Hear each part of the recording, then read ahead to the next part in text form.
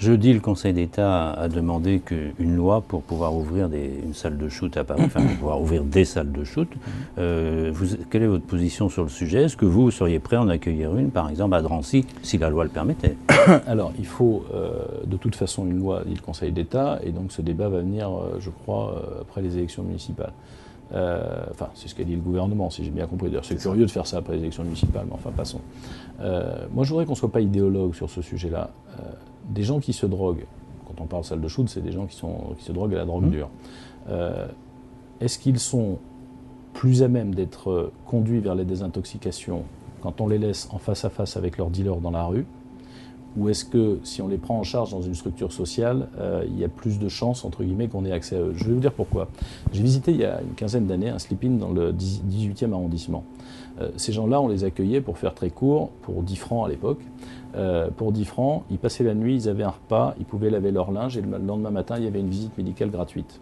À l'issue de la visite volontaire, les gens n'étaient pas obligés d'y aller, à l'issue de la visite médicale gratuite, il y avait 25% de réussite de désintoxication. Quand on le fait sur injonction judiciaire, on a moins de 10% de réussite. Alors à la fois, pour sauver ces gens-là et pour améliorer la situation, je pense que c'est une expérience qu'il faut faire.